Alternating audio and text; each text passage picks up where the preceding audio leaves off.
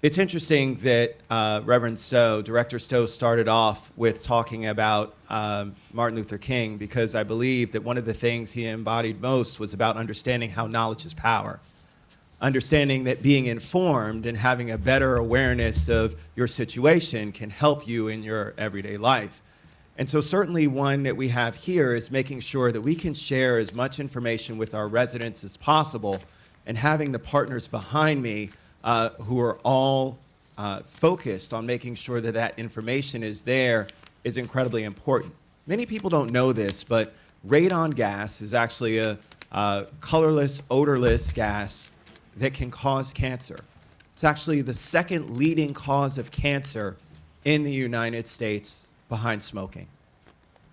So when people talk about and have the warning labels on cigarettes talking about how dangerous smoking is, right behind that is radon.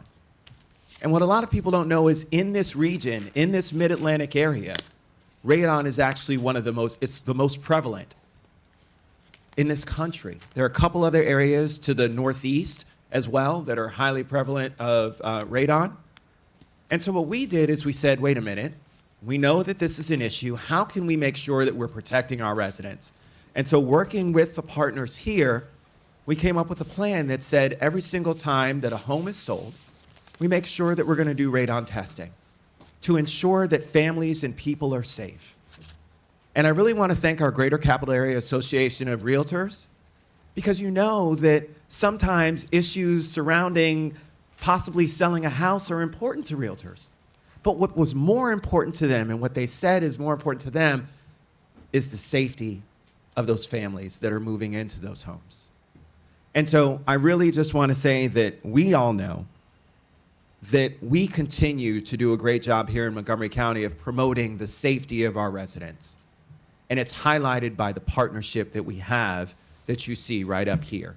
This is what we do each and every day, coming up with ways that we can keep our community safe. And I just really want to thank all of our partners for helping to make that happen. So thank you guys, and I'll turn it over to our county executive. So there's not much to add to that. I was on the council when Craig introduced this legislation, and I was really happy with the ease in which we were able to actually implement it. Radon is, as he said, a dangerous cancer-causing gas, and you have no idea when you're being exposed to it unless you run tests. It is actually can be remediated, so the fact that there's radon present doesn't mean that people have to give up their houses. There's a way to treat your house in a way that the radon gas can be removed and be made safe, but you don't know you need to do that unless you do the testing. So we're encouraging people to make sure their houses are safe. The county can provide some advice and guidance on this, and it's really important that all of us understand the dangers that are involved in radon. We're in a highly susceptible area, and if you're doing new construction, you absolutely have to think about what happens when you break the ground open.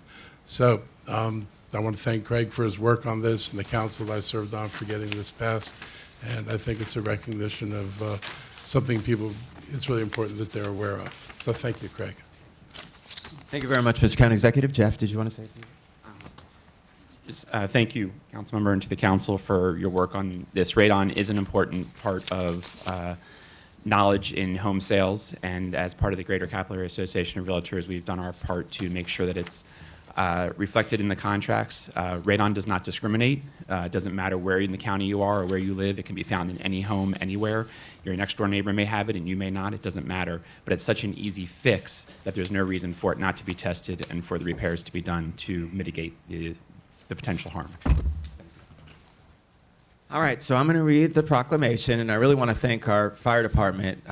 The chief, I could see, didn't want to speak, but he's been such a great partner with us on so many initiatives dealing with safety, especially when it comes to homes, radon, carbon monoxide. So, Chief, thank you and your great department for all the work they've done. I'll start reading the proclamation. Mr. County Executive, do you want to alternate? Sure.